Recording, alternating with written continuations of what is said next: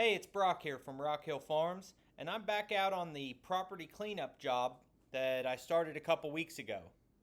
If you haven't already seen that video, the original scope of work was to remove a bunch of mulch that had apparently been dumped on this empty lot. Turns out there was a lot more to it than that. This is a new housing subdivision with probably 50 houses being built, and they basically used this lot as a dumping ground for all their tree material and a lot of other construction debris. And then they sold it to my customer and didn't really tell him what was here, and the weeds were grown up 5 foot tall when they bought it, so they had no idea what they were getting into. So the first thing the customer did was pay someone to come in here and brush hog all of that tall material. When they did that, what they found underneath was that half of the lot was covered in mulch. And it seemed to be probably 8 to 10 inches deep. So they called me and I gave them a bid to remove all that mulch and haul it off. And it really seemed like it was going to be a pretty easy job. Just put the bucket at ground level and drive forward and skim off all that mulch, haul it off in the dump trailer. And then they asked me also to level out their yard, and I gave a separate bid for that. So the plan was haul off all the mulch and then run the Harley rake just to kind of fluff all this up and level it out. And I thought I would be done in 2 days. But what I found when I came back is that the construction company had used a dozer or a skid steer to cut a ditch at the front of the property, and they pushed a ton more material up into this yard. And in doing so, it revealed that that mulch that we could see was just the top layer.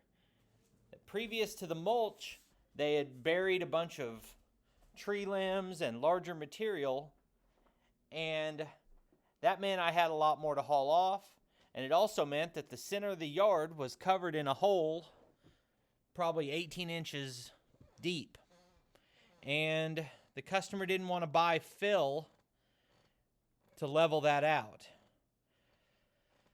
So I found a dirt pile somewhere else on the property that had been left and brought that up here to the center to dry. And my job today is to try to level this out. The problem with that, well, there's actually two problems with leveling this out today. The first problem is that even though the top layer is fairly dry, once I start digging into the high spots, I'm left with pretty muddy ground. The second problem is that there's still a ton of that mulch, especially in the top 6 inches or so. So every time I try to take a scoop out to level, like you'll see right here, I'm finding more tree branches and just debris. And I took the advice of a lot of you, or a lot of the people who commented on the previous videos, and I went back and talked to the homeowners and explained to them that the scope of work was a lot larger now, and I gave them a couple options.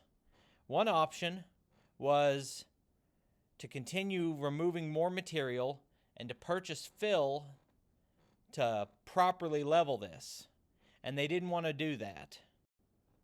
So we ended up with a plan of just using material that was here and me doing the best I can to level this out, with the understanding that they weren't going to have a perfect yard when I was done. It may sound like I'm complaining right now, but I'm really not. I'm happy with the way this job's going. I wish I would have bid it differently so that it was more profitable, but right now my number one priority is gaining experience, and that means getting better on the machines and also getting better at understanding how to bid jobs. That is my number one goal. Profitability is second right now. there's going to come a time, hopefully pretty soon, where profitability becomes the #1 priority. But I'm just not quite there yet. Watching this back, you're probably wondering why I'm just driving back and forth so much and not really moving that much dirt. And there's 2 answers to that. #1 is a little bit of indecision about the best way to do the job. And the second is that with this dirt all being pretty wet, I wanted to make sure that I was packing it in well. So basically, each time I pull off some dirt, I would track over it a couple of times before adding the next scoop of dirt on top of that. And this is an example of why I don't want to charge an hourly rate. Whenever I talked before about not knowing how to bid the job because I didn't know how long it would take, people told me to charge an hourly rate. But if I gave an hourly rate, say $100 an hour that I'm here, I would feel a lot of pressure to work quickly. And, as I'm still gaining experience, I don't want to try to rush through something.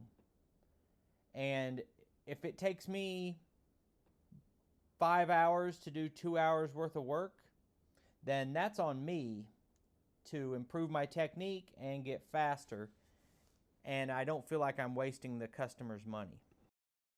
The easy answer for how to avoid all these issues I'm going through when working for other people is to start when you're younger and work for someone and learn all the ins and outs of the business. But I've decided to take on this challenge at 41 years old, already owning a lot of equipment and already having another business that mainly pays my bills. So the idea of working full-time for someone is just out of the question, because my primary business requires a certain amount of my attention every day. So I'm committed to doing this the hard way and just taking my lessons the hard way. And primarily what that means is I will have some jobs where I'm less profitable and I'm paying the customer to play in the dirt, basically. But I do feel like I'm learning a lot on every single job I go to. I have 2 sons, 3 daughters, 2 son-in-laws, and 6 grandkids.